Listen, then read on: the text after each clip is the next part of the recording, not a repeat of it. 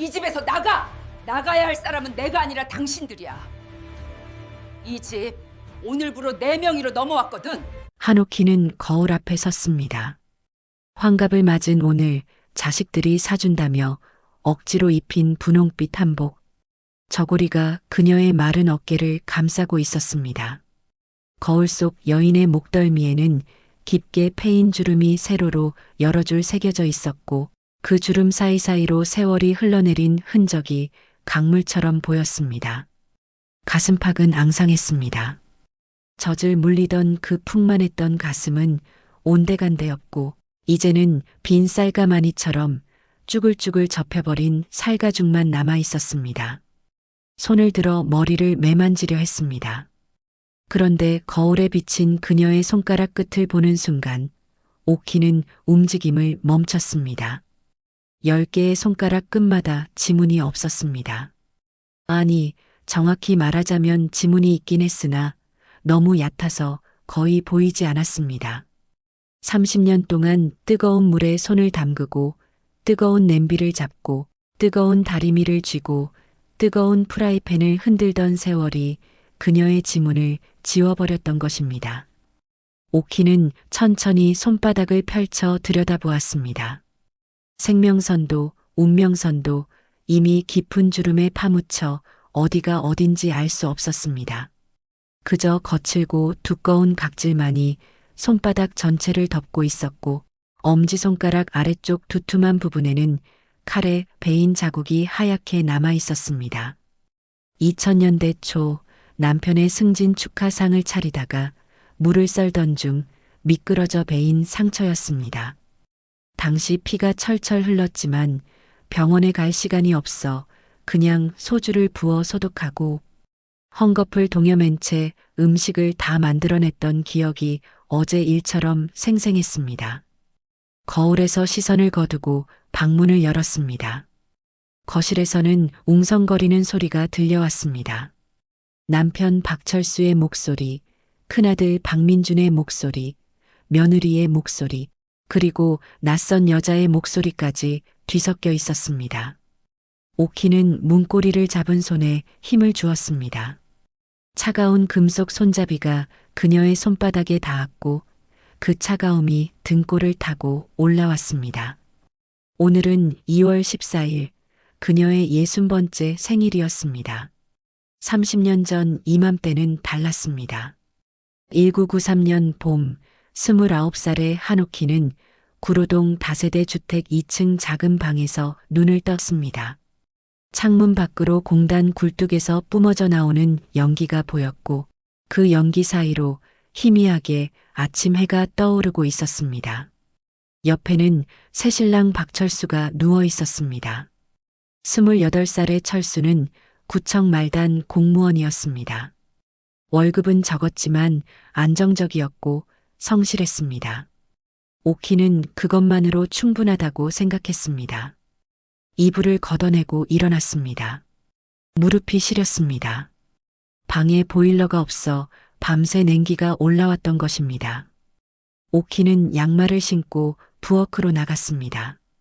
싱크대 옆에는 시어머니 조말순 여사가 물려준 낡은 무쇠 가마솥이 놓여 있었습니다. 결혼식 다음 날 시어머니는 이 가마솥을 오키의 손에 쥐어주며 말했습니다. 이 솥으로 시집 식구 30년을 먹여 살렸다. 이제 내가 이어받아라. 이 솥 바닥이 닳아 구멍 날 때까지 정성껏 밥을 지어라. 그것이 며느리의 도리다. 오키는 고개를 숙여 절을 올렸습니다. 그리고 그날부터 매일 아침 그 무거운 가마솥에 쌀을 씻어 밥을 지었습니다. 가마솥 뚜껑을 열고 쌀을 담았습니다. 찬물에 손을 담그자 뼛속까지 시린 냉기가 파고들었습니다. 그래도 오키는 쌀알 하나하나를 정성스럽게 문질렀습니다. 쌀뜨물이 뿌옇게 흐려지고 다시 맑아지고 또다시 흐려지기를 반복했습니다. 3번, 4번, 5번 씻어낸 쌀은 투명하게 빛났습니다. 불을 지폈습니다. 연탄 아궁이에서 피어오르는 매캐한 냄새가 코를 찔렀습니다. 눈이 따가웠지만 참았습니다. 연탄가스가 방 안으로 새어 들어올까봐 창문을 열었고 찬바람이 거침없이 들이닥쳤습니다. 오키는 얇은 잠옷 위에 남편의 낡은 점퍼를 걸쳤습니다. 소매가 너무 길어 손이 보이지 않았지만 따뜻했습니다. 밥이 끓기 시작했습니다. 보글보글 소리가 났고 하얀 김이 가마솥 뚜껑 틈새로 새어나왔습니다. 오키는 그 김을 바라보며 미소 지었습니다. 이 밥을 남편이 먹고 힘을 내어 출근하고 열심히 일해서 승진하고 언젠가는 과장이 되고 국장이 되는 모습을 상상했습니다. 그리고 몇 년 후엔 아이가 태어나 이 밥을 먹고 쑥쑥 자라는 모습도 그려보았습니다. 여보, 밥 다 됐어요. 오키는 방문을 두드렸습니다. 철수가 부스스한 머리로 나왔고 밥상 앞에 앉았습니다. 오키가 펑펑 떠준 하얀 쌀밥, 된장찌개, 김치, 계란 반찬이 소박하게 차려진 상이었습니다. 철수는 한 숟가락 뜨더니 고개를 끄덕였습니다. 맛있네. 우리 어머니 밥맛이랑 똑같아.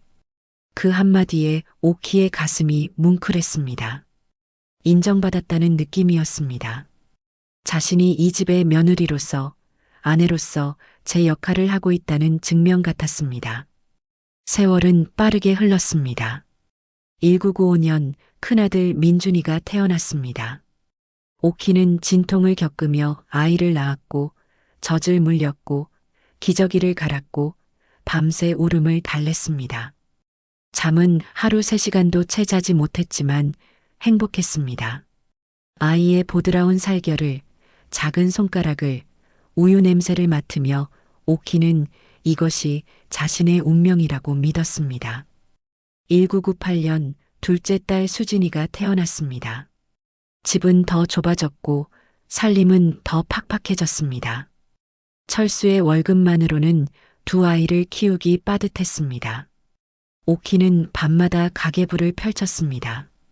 연필로 빼곡하게 적힌 숫자들, 쌀값, 분유값, 전기세, 수도세, 관리비.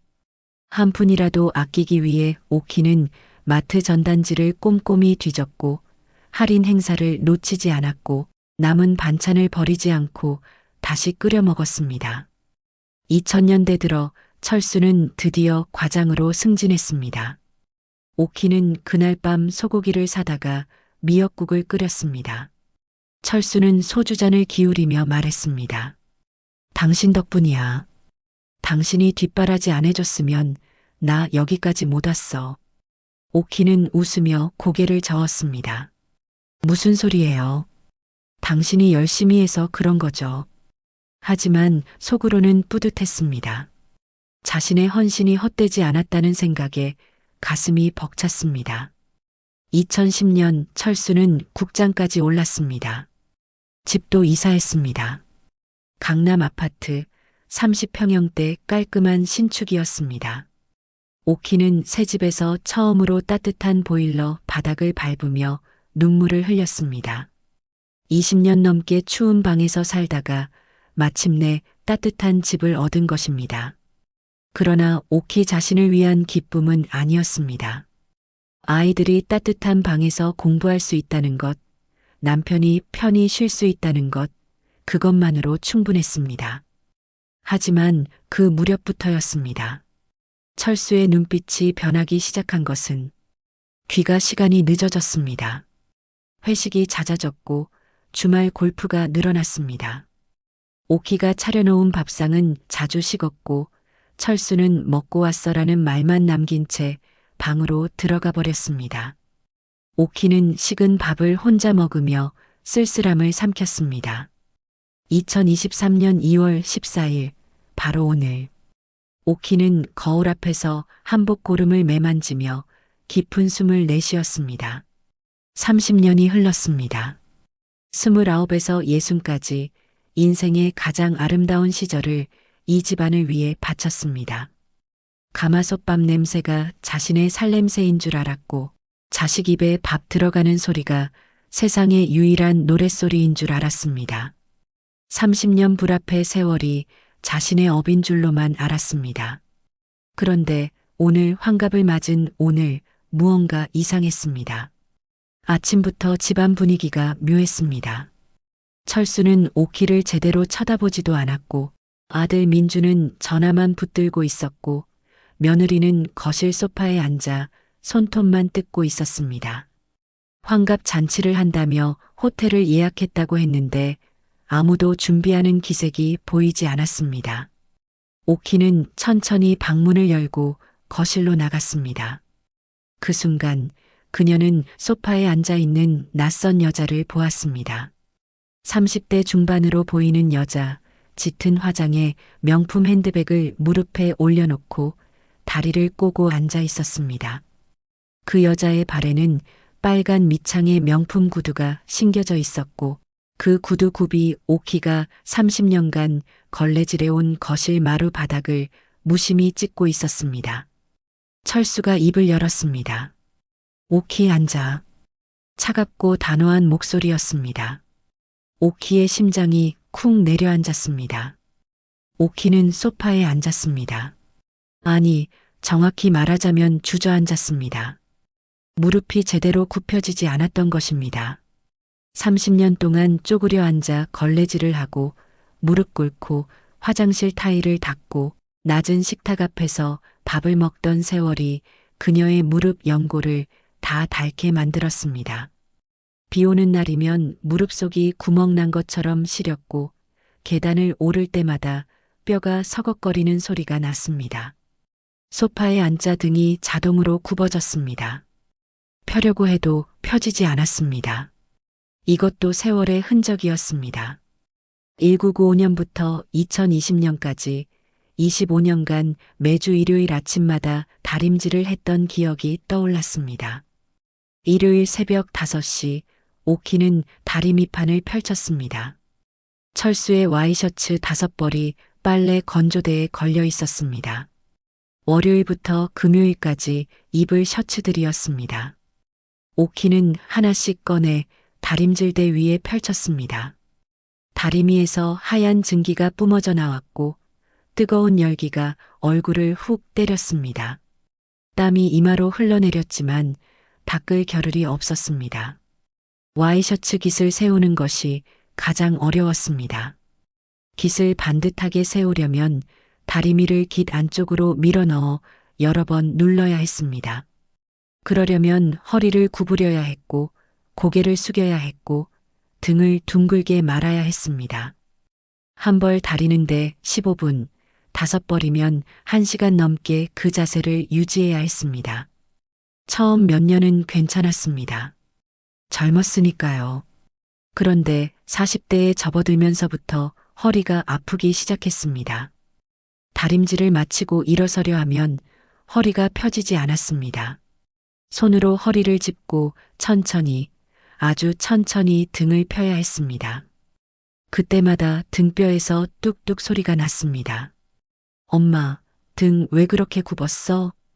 2015년 대학생이 된 딸 수진이가 물었습니다.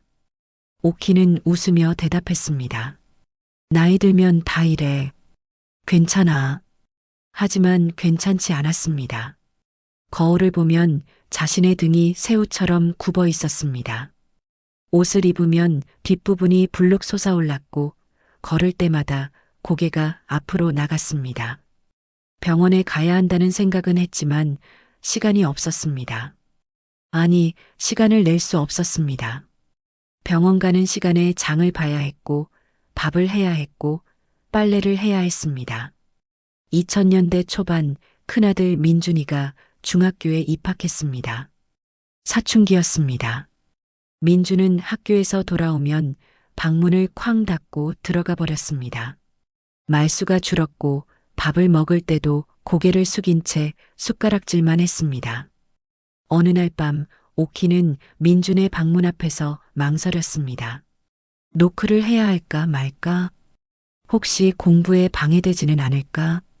고민하다가 조심스럽게 문을 두드렸습니다. 민준아, 엄마야. 우유 가져왔어. 대답이 없었습니다. 오키는 문을 살짝 열었습니다. 민주는 책상 앞에 앉아 있었지만 공부를 하고 있지 않았습니다. 고개를 책상 위에 파묻고 있었습니다. 민준아, 무슨 일 있어? 민준이 고개를 들었습니다. 눈이 빨갛게 충혈되어 있었습니다. 엄마, 나 학원비 더 필요해. 오키의 가슴이 철렁했습니다. 이미 학원을 3곳이나 다니고 있었습니다. 수학, 영어, 과학. 한 달 학원비만 100만 원이 넘었습니다. 거기에 또 학원을 보내야 한다니. 어떤 학원인데? 논술이야. 애들 다 다니는데 나만 안 다녀. 그래서 성적이 안 오르는 것 같아. 민준의 목소리에는 절박함이 묻어 있었습니다. 오키는 아들의 얼굴을 가만히 들여다보았습니다. 14살 아직 어린 얼굴이었지만 눈빛만큼은 간절했습니다. 알았어. 엄마가 알아볼게. 그날 밤 오키는 가계부를 펼쳤습니다. 남은 돈이 얼마 없었습니다. 철수의 월급은 정해져 있었고 생활비로 다 나가고 나면 저축할 여유가 없었습니다. 논술 학원비는 한 달에 50만 원. 어디서 이 돈을 만들어야 할까? 이튿날 아침 오키는 동네 슈퍼마켓에 찾아갔습니다. 슈퍼 주인 아주머니는 오키를 알아보고 반갑게 맞았습니다. 오키 씨, 무슨 일이에요? 혹시 여기서 일할 사람 필요하세요? 아주머니의 표정이 놀라움으로 바뀌었습니다. 일? 무슨 일? 아무 일이나요. 물건 정리하는 것도 좋고 계산대도 좋고요. 시간은 아침 10시부터 오후 3시까지 가능해요. 오후 3시요? 왜 그 시간만? 애들 학교 끝나기 전에 집에 가야 해서요. 저녁 준비도 해야 하고. 아주머니는 잠시 생각하더니 고개를 끄덕였습니다. 알았어요. 그럼 내일부터 나올 수 있어요? 그렇게 오키의 슈퍼 아르바이트가 시작됐습니다. 하루 5시간, 한 달에 80만 원. 민준의 학원비 50만 원을 내고도 30만 원이 남았습니다. 그 돈은 수진이의 피아노 학원비로 썼습니다. 아침 7시에 일어나 아침밥을 지었습니다. 8시에 철수와 아이들을 밥상 앞에 앉히고 8시 30분에 설거지를 마쳤습니다. 9시에 빨래를 돌리고 9시 40분에 집을 나섰습니다. 10시에 슈퍼에 도착해 오후 3시까지 일했습니다. 물건 진열, 재고, 정리, 바닥 청소, 유통기한 확인. 쉴 틈이 없었습니다. 오후 3시 10분에 집에 돌아와 저녁 준비를 시작했습니다. 5시에 아이들이 돌아오면 간식을 차려주고 6시에 저녁상을 차렸습니다. 7시에 설거지를 마치고 8시에 아이들 숙제를 챙겼습니다. 10시에 아이들을 재우고 11시에 다음날 도시락을 쌌습니다. 자정이 넘어서야 잠자리에 들었습니다. 그런 생활이 5년 넘게 이어졌습니다. 2010년 민준이가 대학에 합격했습니다. 서울대학교 경영학과. 오키는 합격 통지서를 보며 울었습니다. 기쁨의 눈물이었습니다. 자신이 슈퍼에서 흘린 땀이 밤새 도시락을 싼 손길이 헛되지 않았다는 증명이었습니다. 하지만 대학 등록금은 또 다른 문제였습니다. 1년에 1,000만 원, 4년이면 4천만 원. 게다가 민주는 기숙사가 아닌 자취를 하겠다고 했습니다. 학교 근처 원룸 보증금과 월세까지 합치면 1년에 2천만 원이 더 들어갔습니다. 철수는 한숨을 쉬었습니다. 대출을 받아야겠어. 오키는 고개를 저었습니다. 대출은 안 돼요. 이자가 얼마나 무서운데요. 제가 더 벌게요. 더 벌어? 어떻게? 저녁 시간에 식당에서 설거지라도 할게요. 철수는 난색을 표했습니다. 당신이 그렇게까지 해야 해? 국장 부인이 설거지를 하면 체면이. 오키는 철수의 말을 끊었습니다. 체면이 밥 먹여줍니까? 애 학비가 더 중요해요. 그날 저녁 오키는 동네 중국집 주방으로 들어갔습니다. 주방장은 뚱뚱한 40대 남자였고 앞치마에는 기름때가 잔뜩 묻어 있었습니다. 설거지 해본 적 있어요? 네, 집에서 30년 했어요. 주방장이 껄껄 웃었습니다. 집이랑 식당이랑 다르죠. 여기는 그릇 개수가 어마어마해요. 하루 200개는 기본이고 할 수 있어요. 좋아요. 그럼 내일부터 저녁 6시부터 10시까지 시급 6,000원. 그렇게 오키의 이중 아르바이트가 시작됐습니다. 낮에는 슈퍼, 저녁에는 중국집. 하루 9시간 일했습니다. 한 달 수입은 200만 원이 넘었습니다. 중국집 주방은 지옥 같았습니다. 뜨겁고 습하고 미끄러웠습니다. 기름기가 가득한 접시들, 양념이 딱딱하게 굳은 그릇들, 탄 자국이 남은 프라이팬들. 오키는 뜨거운 물에 손을 담그고 설거지를 했습니다. 물이 너무 뜨거워 손이 익는 것 같았지만 참았습니다. 장갑을 끼면 일이 느려졌고 일이 느려지면 주방장이 짜증을 냈습니다. 한 달쯤 지났을 때 오키는 자신의 손가락 끝을 보고 놀랐습니다. 지문이 흐릿해져 있었습니다. 뜨거운 물에 매일 담그다 보니 지문이 벗겨진 것입니다. 병원에 가야 하나 생각했지만 그러지 않았습니다. 병원비가 아까웠고 일을 쉬면 그날 일당이 날아가기 때문이었습니다. 그렇게 4년이 흘렀습니다. 민주는 무사히 대학을 졸업했고 대기업에 취직했습니다. 오키는 민준의 첫 월급날 아들이 건넨 30만 원을 받으며 또 눈물을 흘렸습니다. 엄마, 이거 용돈이에요. 앞으로 매달 드릴게요. 오키는 손을 내저었습니다. 아니야, 민준아. 내가 쓰렴. 엄마는 괜찮아. 엄마가 저 키우느라 고생 많이 하셨잖아요. 이제 제가 엄마 효도할게요. 오키는 아들을 끌어안았습니다. 이 순간을 위해 살아왔다는 생각이 들었습니다. 자식이 성공하고 자식이 자신을 기억하고 자식이 보답하려는 이 순간. 이것이 바로 어머니의 보람이었습니다. 2020년 딸 수진이도 대학을 졸업하고 결혼했습니다. 오키는 딸의 결혼식 날 하얀 한복을 입었습니다.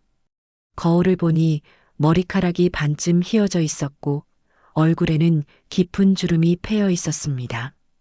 50대 후반이었지만 70대처럼 보였습니다. 딸은 신랑과 함께 미국으로 떠났습니다. 신랑이 미국 회사에 발령을 받았기 때문입니다. 공항에서 딸을 배웅하며 오키는 손을 흔들었습니다. 딸이 멀어져가는 모습을 보며 가슴 한편이 텅 비는 느낌이었습니다. 이제 남은 건 민준뿐이었습니다. 그런데 민준도 곧 결혼을 한다고 했습니다. 며느리가 될 여자는 재벌 딸이었습니다. 오키는 처음 만난 날 그 여자의 차갑고 오만한 눈빛을 잊을 수 없었습니다. 어머니, 앞으로 잘 부탁드려요. 말은 그렇게 했지만 표정에는 진심이 없었습니다. 민준의 결혼식이 끝나고 며느리가 이 집으로 들어왔습니다. 아니, 정확히 말하자면 며느리가 주인이 되고 오키는 구석으로 밀려났습니다. 며느리는 거실 인테리어를 다 뜯어 고쳤고 오키가 30년간 써온 무쇠 가마솥을 창고에 처박아 버렸습니다. 어머니, 요즘은 누가 가마솥으로 밥을 해요? 전기밥솥 쓰세요. 오키는 아무 말도 하지 못했습니다. 이 집의 주인이 더 이상 자신이 아니라는 것을 깨달았습니다. 그리고 오늘 환갑날, 거실 소파에 앉은 오키는 낯선 여자를 바라보았습니다. 그 여자의 빨간 구두굽이 마루를 찍을 때마다 오키의 심장도 함께 찍히는 것 같았습니다. 철수가 입을 열었습니다. 오키, 이 사람은 정밀환이야. 내 회사 후배고. 그리고 철수는 말을 멈췄습니다. 오키는 그 침묵의 의미를 알았습니다. 심장이 얼어붙는 것 같았습니다. 손끝이 차가워졌고 입술이 바짝 말랐습니다. 그리고 뭔데요? 오키의 목소리는 떨렸습니다. 애써 평정을 유지하려 했지만 목소리는 배신하듯 흔들렸습니다. 철수는 소파 쿠션 사이에서 서류 봉투를 꺼냈습니다. 하얀 봉투, 모서리가 반듯하게 접힌 그것을 오키 앞에 내밀었습니다. 이혼 합의서야. 오키의 귀에서 윙 하는 소리가 났습니다. 세상이 기울어지는 것 같았습니다. 거실의 형광등 불빛이 너무 밝아서 눈이 부셨고 소파의 쿠션이 너무 푹신해서 몸이 자꾸 가라앉는 것 같았습니다. 이혼이요? 오키는 겨우 그 말을 꺼냈습니다. 혀가 굳어서 제대로 움직이지 않았습니다. 철수는 시선을 피했습니다. 오키의 눈을 똑바로 보지 못했습니다. 대신 창밖을 바라보며 말했습니다. 우리 이제 끝이야. 30년 살았으면 됐어. 이제 각자 남은 인생 살자. 각자 남은 인생이라뇨? 당신 지금 무슨 소리 하는 거예요? 오키의 목소리가 높아졌습니다. 하지만 철수는 여전히 창밖만 바라볼 뿐이었습니다. 소파에 앉아있던 정미란이 다리를 꼬며 끼어들었습니다. 아줌마, 이해해주세요. 철수 오빠도 이제 행복할 권리가 있잖아요. 그 말에 오키는 정미란을 돌아보았습니다. 30대 중반의 여자, 짙게 그린 아이라인, 붉은 입술, 목에 걸린 진주 목걸이. 모든 것이 값비싸 보였습니다. 그녀의 손가락에는 다이아몬드 반지가 끼어져 있었고 손톱은 붉은 매니큐어로 깔끔하게 칠해져 있었습니다. 오키는 자신의 손을 내려다보았습니다. 지문이 없는 손가락 끝, 거칠고 두꺼운 각질, 군데군데 튀어나온 핏줄. 이 손으로 30년 동안 철수의 밥을 지었고 옷을 빨았고 집을 닦았습니다. 이 손이 철수를 국장까지 만들었습니다. 행복할 권리요? 오키는 천천히 말했습니다. 그럼 나는요? 나는 행복할 권리가 없나요? 정미란이 코웃음을 쳤습니다. 아줌마도 이제 자유롭게 사시면 되잖아요. 위자료도 받고 재산 분할도 받고. 뭐가 문제예요? 오키는 정미란을 똑바로 쳐다보았습니다. 그 여자의 눈에는 조롱이 가득했습니다. 나이든 여자를 무시하는 오만함이 눈빛에 그대로 드러나 있었습니다. 돈 문제가 아니에요. 오키의 목소리는 낮아졌습니다. 분노보다는 슬픔이 묻어났습니다. 30년이에요. 30년을 이 사람 뒷바라지하며 살았어요. 29에 시집와서 60이 될 때까지 내 인생의 가장 아름다운 시절을 다 이 집안에 바쳤어요. 철수가 돌아보며 말했습니다. 그래서 고맙다고. 그 30년 동안 밥 굶긴 적 있어? 옷 못 입게 한 적 있어? 다 먹여 살렸잖아. 오키는 그 말에 할 말을 잃었습니다. 가슴이 철렁 내려앉았습니다. 밥 굶기지 않고 옷 입혀주면 그것으로 다인가요? 그것이 30년 헌신의 대가인가요? 당신, 지금 그게 할 소리예요? 사실을 말하는 거지.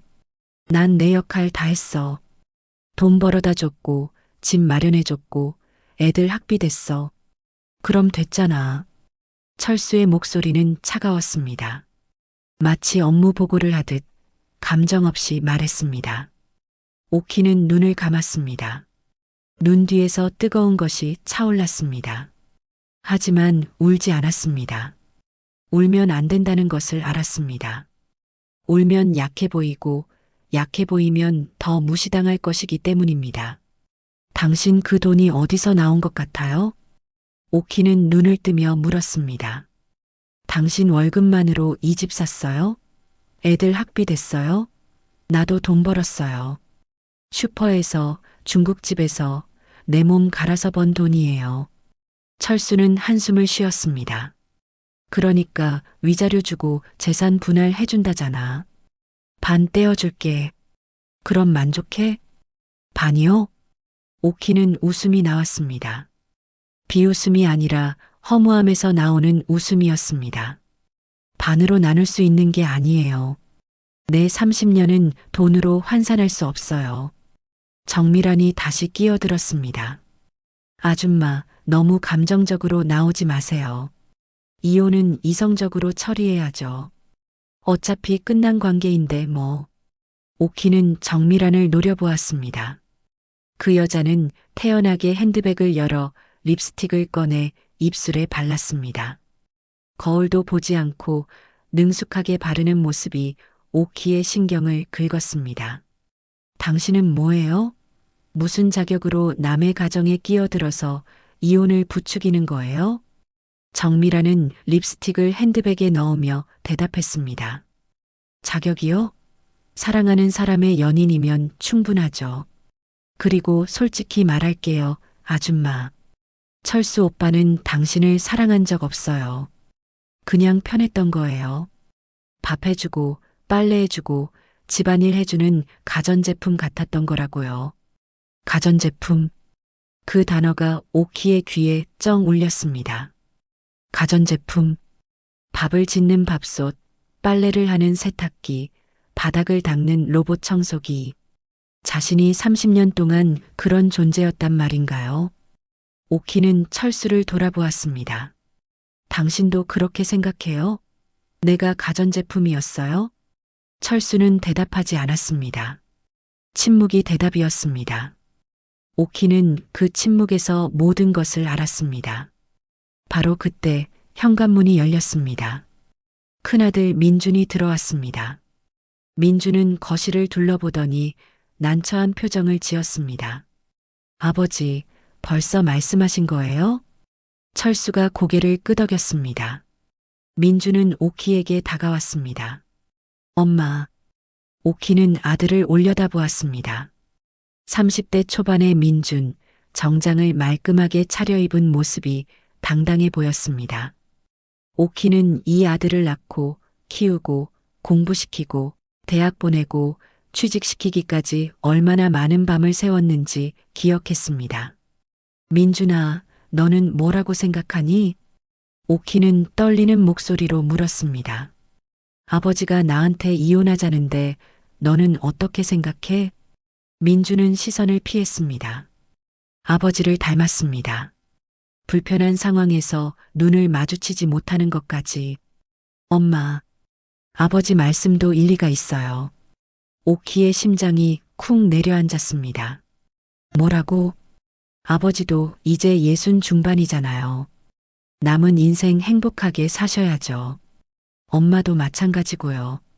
서로 사랑 없이 사는 것보다 깔끔하게 정리하는 게 사랑이 없다고? 내가 그걸 어떻게 알아? 오키의 목소리가 커졌습니다. 민주는 한 발짝 뒤로 물러났습니다. 엄마, 진정하세요. 내 말은 아버지 편을 들겠다는 거지? 30년 너 키운 엄마보다 아버지가 더 중요하다는 거지? 민주는 난처한 표정으로 머리를 긁었습니다. 그게 아니라, 엄마, 이제 좀 쉬세요. 평생 집안일만 하셨잖아요. 이제 엄마도 엄마 인생 사세요. 오키는 웃음이 나왔습니다. 또다시 허무한 웃음이었습니다.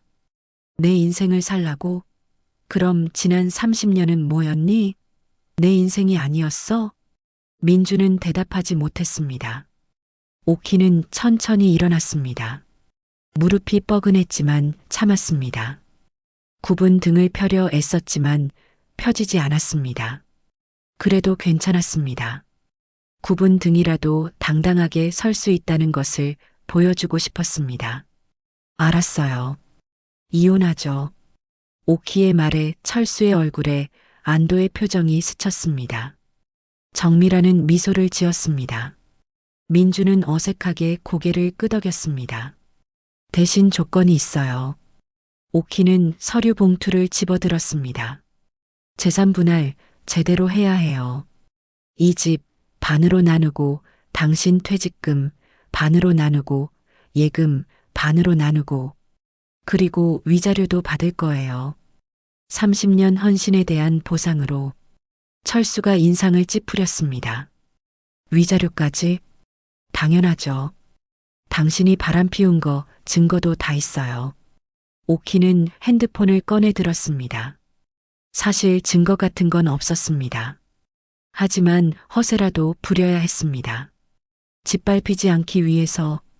정미란의 얼굴에서 미소가 사라졌습니다. 철수는 당황한 듯 오키를 쳐다보았습니다. 증거가 뭔데? 그건 법정에서 보여드리죠. 어차피 재판까지 가실 거면. 오키는 서류 봉투를 소파 위에 던졌습니다. 이 합의서 다시 써오세요. 내가 납득할 수 있는 조건으로. 그때까지는 이 집 한 발짝도 안 나갑니다. 그리고 오키는 방으로 들어가 문을 닫았습니다. 문을 닫는 순간 다리에 힘이 풀렸습니다. 바닥에 주저앉았고 참았던 눈물이 쏟아져 내렸습니다. 30년. 30년이 이렇게 끝나는 것인가요?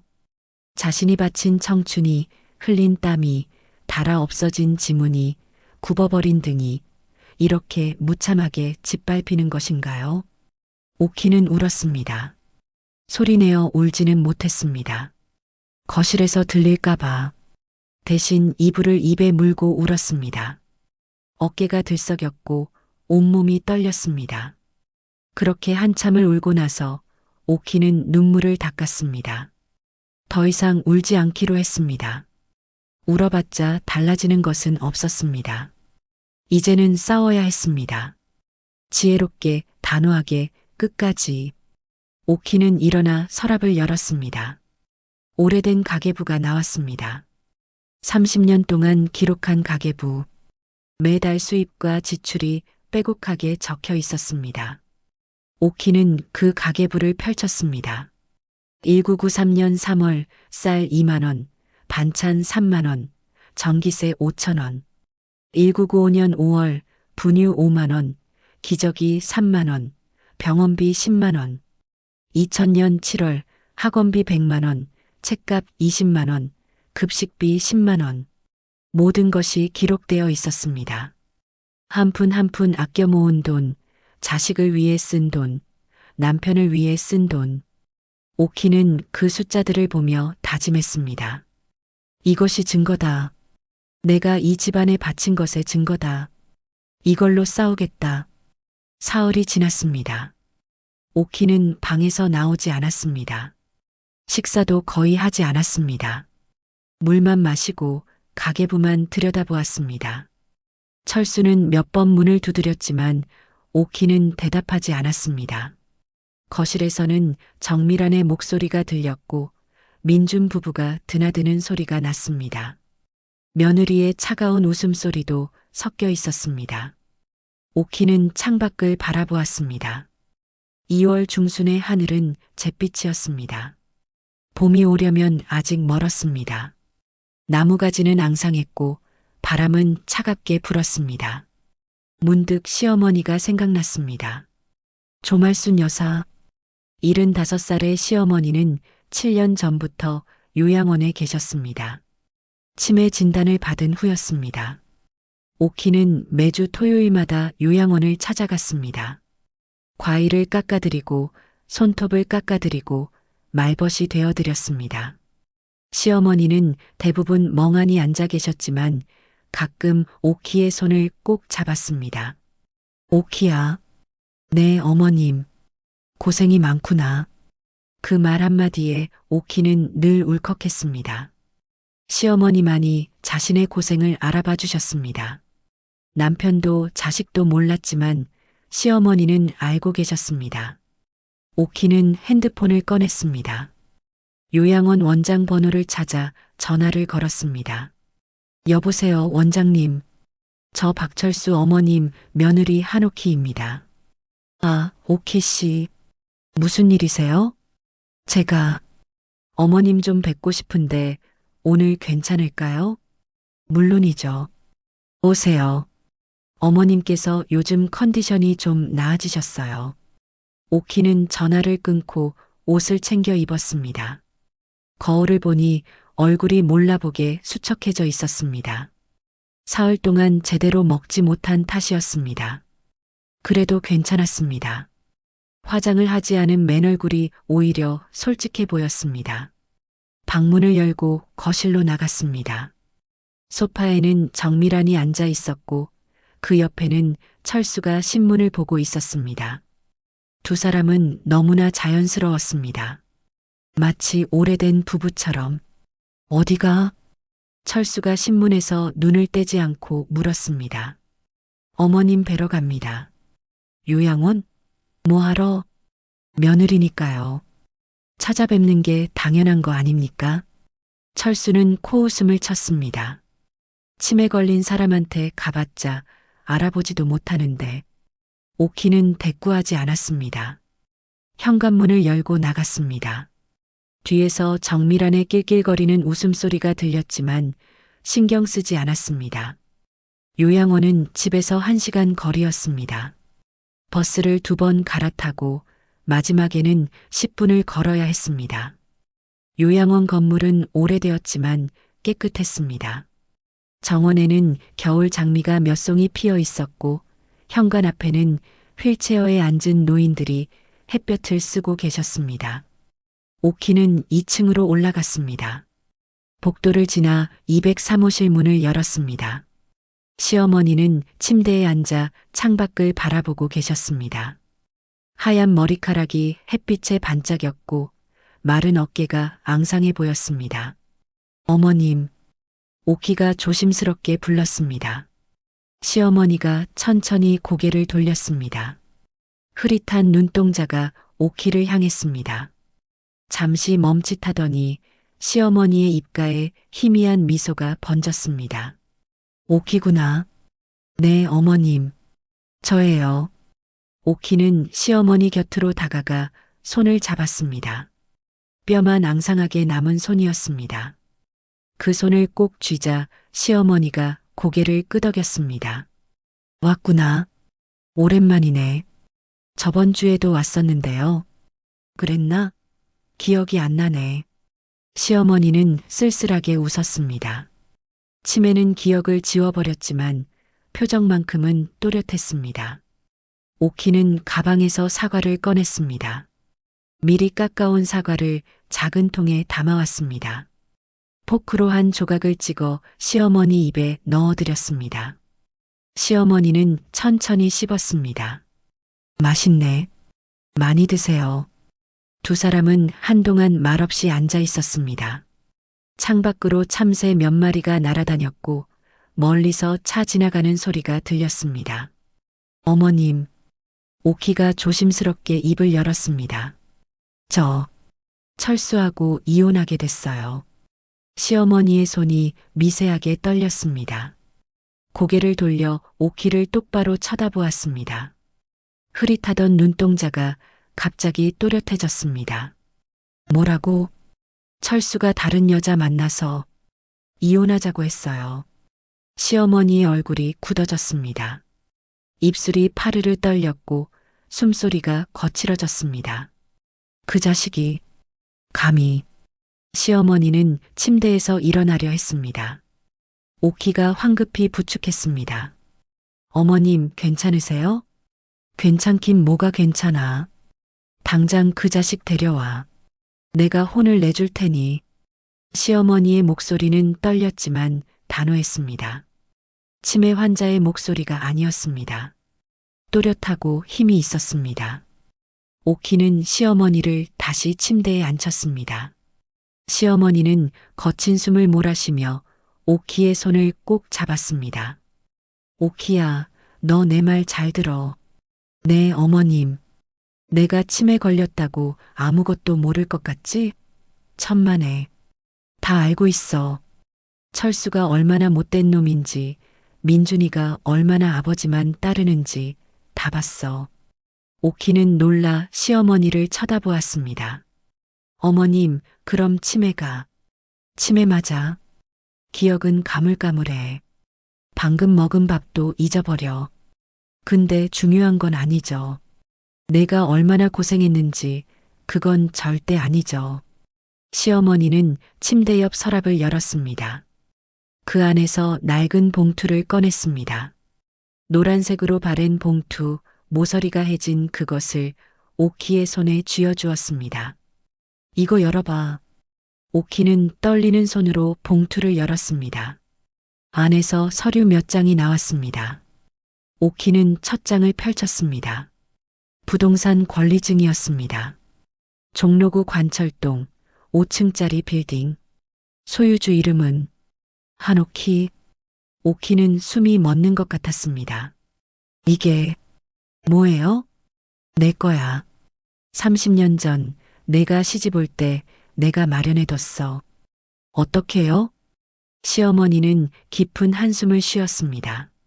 나도 며느리였어. 50년 전 시집 와서 똑같이 살았지.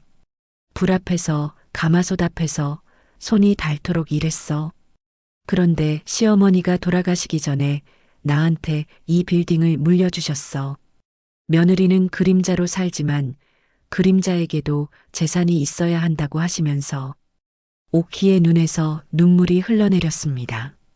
나도 똑같이 했어. 내가 시집 올 때 이 빌딩을 내 명의로 해뒀어. 철수는 몰라. 민준이도 몰라. 오직 너만 알아야 해. 어머님, 이 빌딩 월세 수익이 한 달에 500만 원이야. 30년이면 18억이지. 그 돈 다 내 통장에 넣어뒀어. 시어머니는 두 번째 서류를 꺼냈습니다. 통장 사본이었습니다. 한오키 명의 잔액 18억 3천만 원. 오키는 그 숫자를 보고 말을 잃었습니다. 손이 떨렸고 심장이 미친 듯이 뛰었습니다. 어머님, 이게 정말 제 거예요? 그럼 내 거야. 내가 30년간 이 집안에 헌신한 대가야. 철수놈이 너한테 반 준다고? 웃기지 마. 이 집도 원래 내 거야. 이 빌딩으로 산 거거든.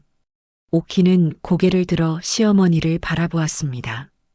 시어머니의 눈에도 눈물이 고여 있었습니다. 오키야, 미안해. 진작 말해줬어야 했는데 내가 강해지길 기다렸어. 무너지지 않고 당당하게 맞설 수 있을 만큼 강해지길. 어머님, 이제 가서 그놈들한테 보여줘. 내가 누군지, 이 집의 진짜 주인이 누군지. 오키는 요양원을 나섰습니다. 손에는 서류 봉투를 꼭 쥐고 있었습니다. 가슴이 뛰었습니다. 분노도 슬픔도 아닌 묘한 해방감이었습니다. 집으로 돌아가는 버스 안에서 오키는 창밖을 바라보았습니다. 겨울 풍경이 지나갔습니다. 앙상한 나무들, 잿빛 하늘, 차가운 바람. 하지만 어딘가에서는 봄이 준비되고 있을 것입니다. 땅속 깊은 곳에서 새싹이 움트고 얼어붙은 가지 끝에서 꽃봉오리가 부풀고 있을 것입니다. 오키도 마찬가지였습니다. 30년 동안 얼어붙었던 자신이 이제야 녹기 시작했습니다. 집에 도착했습니다. 현관문을 열고 들어가자 거실에서 웃음소리가 들렸습니다. 철수, 정밀한, 민준 부부가 모두 모여 있었습니다. 식탁에는 치킨과 맥주가 놓여 있었습니다. 마치 축하 파티라도 하는 듯한 분위기였습니다. 오키가 들어서자 웃음이 멈췄습니다. 철수가 인상을 찌푸렸습니다. 요양원 갔다 왔어? 네. 오키는 서류 봉투를 식탁 위에 내려놓았습니다. 쿵 하는 소리가 울렸고 모두의 시선이 봉투로 향했습니다. 이게 뭔데? 철수가 물었습니다. 오키는 봉투를 밀어 철수 앞으로 보냈습니다. 열어보세요. 철수는 의심스러운 눈초리로 봉투를 열었습니다. 서류를 꺼내 펼쳤습니다. 첫 장을 보는 순간 철수의 얼굴이 하얗게 질렸습니다. 이게 무슨 종로 빌딩 권리증이에요. 제 명의로 되어 있죠? 정밀한이 철수 옆으로 다가와 서류를 들여다보았습니다. 그녀의 얼굴에서도 미소가 사라졌습니다. 이게 진짜야? 진짜예요. 그리고 이것도 보세요. 오키는 통장 사본을 꺼내 던졌습니다. 철수가 그것을 집어들었습니다. 18억이라는 숫자를 보는 순간 철수는 말을 잃었습니다. 18억이요. 30년간 빌딩 월세 수익을 모은 거예요. 전부 제 명의 통장에 들어 있어요. 거실이 조용해졌습니다. 민주는 멍하니 서류를 쳐다보았고 며느리는 입을 다물지 못했습니다. 오키는 천천히 말했습니다. 당신이 재산 분할하자고 했죠? 좋아요. 이 집 제 빌딩으로 산 거니까 제 겁니다. 당신 퇴직금? 그것도 제가 슈퍼에서 중국집에서 번 돈으로 채운 거예요. 위자료? 제가 당신한테 달라고 해야죠. 철수는 입술을 떨며 말했습니다. 이건 사기야. 내가 몰랐어. 어머니가 너한테. 사기요? 어머님께서 며느리한테 주신 건데 무슨 사기예요? 법적으로 아무 문제 없어요. 정밀한이 비명을 질렀습니다. 말도 안 돼. 이건 불공평해. 오키는 정밀한을 똑바로 쳐다보았습니다. 불공평하다고요? 30년 헌신이 불공평한 거예요? 아니면 당신이 남의 남편 뺏은 게 불공평한 거예요? 정밀한은 대꾸하지 못했습니다. 얼굴이 새빨갛게 달아올랐습니다. 오키는 철수에게 시선을 돌렸습니다. 당신 말 기억나요? 나를 가전제품이라고 했죠. 밥 짓는 밥솥, 빨래하는 세탁기라고 했죠. 좋아요. 인정해요. 나는 30년간 이 집의 가전제품이었어요. 근데 가전제품도 값이 있어요. 30년간 일한 가전제품의 값이 18억이에요. 철수는 아무 말도 하지 못했습니다. 그저 바닥만 내려다보았습니다. 오키는 마지막으로 민준을 보았습니다. 민준아, 엄마가 아버지 편 들라고 말했지? 좋아. 아버지 따라가. 근데 기억해. 내가 대학 가고 취직하고 결혼할 수 있었던 건 이 18억 덕분이야. 엄마가 슈퍼에서 중국집에서 번 돈 덕분이야. 잊지 마. 민주는 고개를 들지 못했습니다. 오키는 서류를 챙겨 들었습니다. 내일 짐 싸서 나가세요. 이 집 주인은 나예요. 당신들이 나갈 차례예요. 이튿날 아침 오키는 일찍 일어났습니다. 창문을 열자 찬바람이 방 안으로 밀려 들어왔습니다. 2월의 마지막 추위였습니다. 하지만 공기 속에는 봄의 기운이 살짝 섞여 있었습니다. 겨울과 봄 사이 계절이 바뀌는 경계의 냄새. 오키는 옷장을 열었습니다. 30년 동안 입었던 옷들이 걸려 있었습니다. 색바랜 블라우스, 늘어진 카디건, 고무줄 헐거워진 바지들. 모두 낡았습니다. 오키는 그 옷들을 하나씩 꺼내 침대 위에 놓았습니다. 서랍을 열었습니다. 속옷들, 양말들, 손수건들. 이것도 모두 오래되었습니다. 오키는 그것들을 비닐봉지에 담았습니다. 버릴 것들이었습니다. 화장대 서랍을 열었습니다. 낡은 화장품들이 나왔습니다. 다 쓰고 남은 립스틱, 굳어버린 파운데이션, 색이 변한 아이섀도우. 오키는 그것들을 쓰레기통에 버렸습니다. 책상 서랍을 열었습니다. 가계부가 나왔습니다. 30년간의 기록. 오키는 그것을 손에 들고 한참을 들여다보았습니다. 빼곡하게 적힌 숫자들, 아꼈던 돈들, 모았던 푼돈들. 이것이 자신의 30년이었습니다. 오키는 가계부를 가슴에 안았습니다. 눈물이 날 것 같았지만 참았습니다. 이제 더 이상 울지 않기로 했습니다. 가계부를 서랍에 다시 넣었습니다. 이것만큼은 버릴 수 없었습니다. 자신이 살아온 증거였으니까요. 부엌으로 나갔습니다. 창고 깊숙이 처박혀 있던 낡은 무쇠 가마솥이 눈에 들어왔습니다. 오키는 창고 문을 열고 가마솥을 꺼냈습니다. 무거웠습니다. 두 손으로 들어야 겨우 들 수 있었습니다. 가마솥 바닥을 들여다보았습니다. 새까맣게 그을린 바닥, 수십 년간 불에 달궈진 흔적이 켜켜이 쌓여 있었습니다. 오키는 손으로 바닥을 쓰다듬었습니다. 까칠했습니다. 이소트로 수천 번 밥을 지었습니다. 아침마다 쌀을 씻고 물을 붓고 불을 지피고 기다렸습니다. 밥이 익는 냄새, 하얀 김 보글보글 소리, 그것이 자신의 일상이었습니다. 이제 그 일상은 끝났습니다. 오키는 가마솥을 다시 창고에 넣었습니다. 이번에는 조심스럽게, 정성스럽게, 작별 인사를 하듯 싱크대 서랍을 열었습니다. 앞치마가 걸려 있었습니다. 하얀색이었지만 이제는 누렇게 변한 앞치마.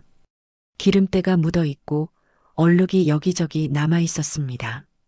오키는 그 앞치마를 꺼내 들었습니다. 30년 동안 매일 맸던 앞치마였습니다.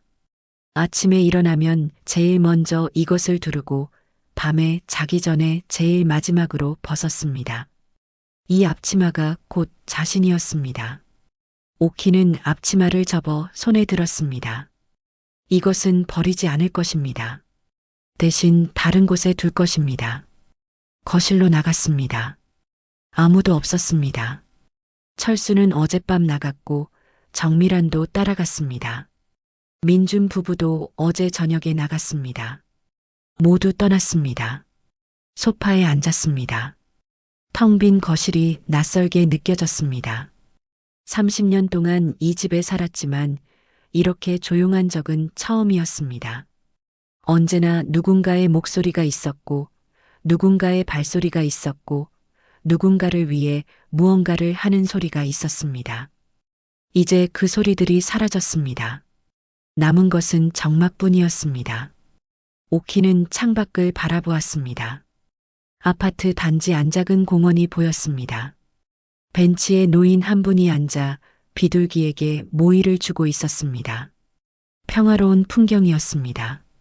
문득 깨달았습니다. 자신도 이제 그렇게 살 수 있다는 것을, 누군가를 위해서가 아니라 자신을 위해, 누군가의 아내가 아니라 한오키로, 누군가의 엄마가 아니라 그냥 오키로.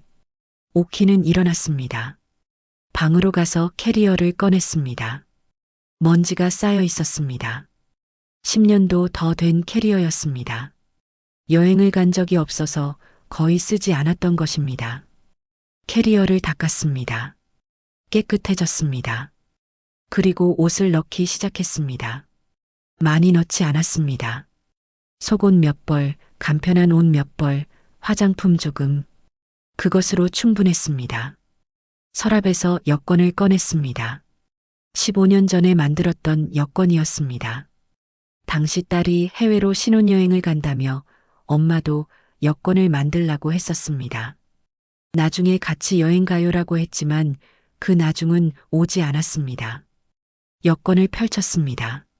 15년 전 사진 속에 자신이 보였습니다. 40대 중반의 얼굴. 지금보다 주름이 덜했지만 표정은 비슷했습니다. 지쳐 있었습니다. 여권의 이름란을 들여다보았습니다. 한옥희, 자신의 이름이었습니다. 박철수의 아내가 아니라, 박민준의 어머니가 아니라 그냥 한옥희. 오키는 여권을 가슴에 안았습니다. 이것이 자신의 정체성이었습니다. 누구의 소유도 아닌 독립된 한 사람. 오전 10시 오키는 짐을 다 쌌습니다. 캐리어 하나, 작은 가방 하나. 그것이 전부였습니다. 30년을 살았지만 가져갈 것은 이것뿐이었습니다. 현관으로 나갔습니다. 신발을 신고 거울을 보았습니다. 회색 코트를 입은 자신의 모습이 보였습니다. 머리는 반쯤 휘었지만 표정은 밝아 보였습니다. 처음으로 웃고 있었습니다. 손에 든 앞치마를 바라보았습니다. 마지막으로 한 번 더 만져보았습니다. 기름때, 얼룩, 낡은 천. 이 모든 것이 자신의 세월이었습니다. 오키는 현관문을 열었습니다. 문 손잡이에 앞치마를 걸었습니다. 조심스럽게, 정성스럽게, 마치 상징물을 걸어두듯 앞치마가 문 손잡이에 걸린 모습을 바라보았습니다. 누렇게 바랜 천이 바람에 살랑 흔들렸습니다. 이것이 작별이었습니다. 30년 헌신의 삶에 대한 작별. 누군가를 위해 자신을 지웠던 삶에 대한 작별. 오키는 캐리어를 끌고 현관을 나섰습니다. 뒤돌아보지 않았습니다. 미련을 남기고 싶지 않았습니다. 엘리베이터를 탔습니다. 1층으로 내려갔습니다. 로비를 지나 아파트 정문으로 나갔습니다. 바깥 공기가 상쾌했습니다. 택시를 잡았습니다. 기사님이 트렁크를 열어주었고 오키는 캐리어를 실었습니다. 어디로 모실까요? 인천공항이요. 네, 알겠습니다. 택시가 출발했습니다.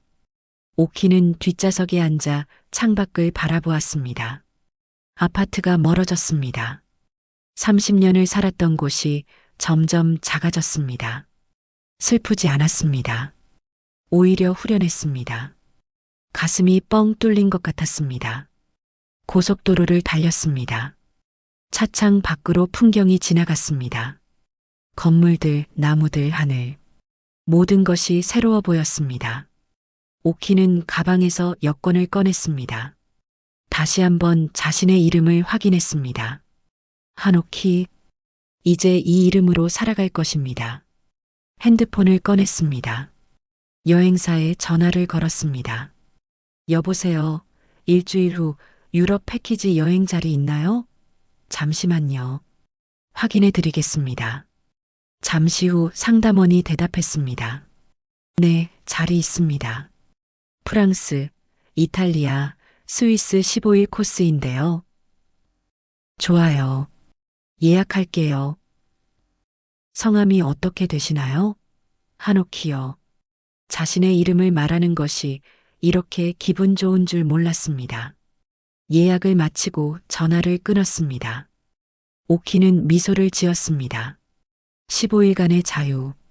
아무도 밥 차려달라고 하지 않고, 아무도 빨래 해달라고 하지 않고, 아무도 뭔가를 요구하지 않는 15일. 택시가 공항에 도착했습니다. 오키는 요금을 지불하고 내렸습니다. 캐리어를 끌고 공항 로비로 들어갔습니다. 로비는 사람들로 붐볐습니다. 여행을 떠나는 사람들, 돌아오는 사람들, 모두 설레는 표정이었습니다.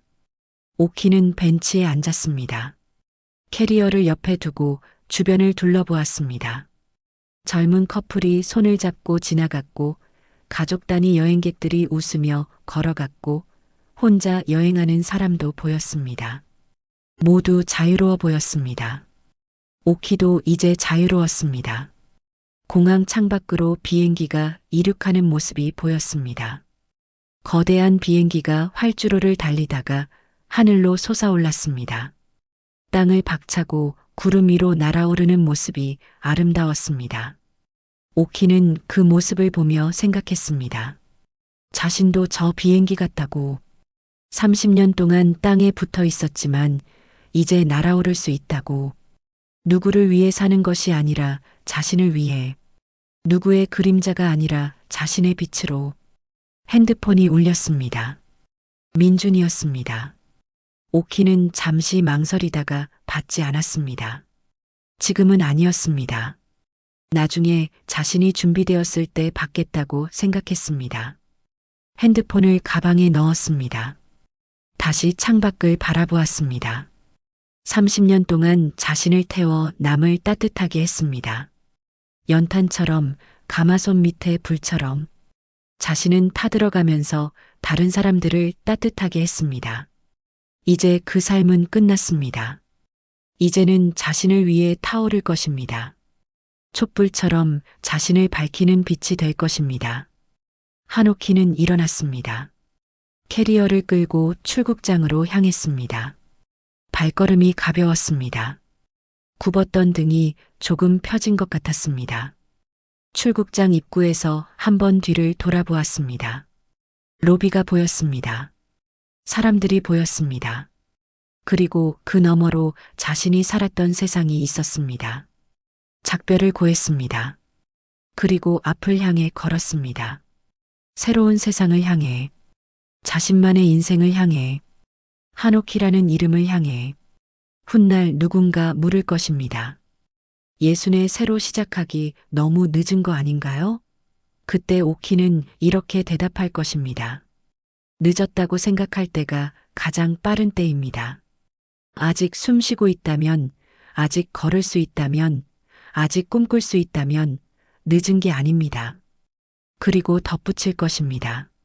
나를 태워 남을 따뜻하게 하던 연탄의 삶은 끝났습니다. 이제 나는 나를 위해 타오르는 불꽃입니다. 그리고 그것이 잘못된 것이 아니라는 걸 이제야 알았습니다.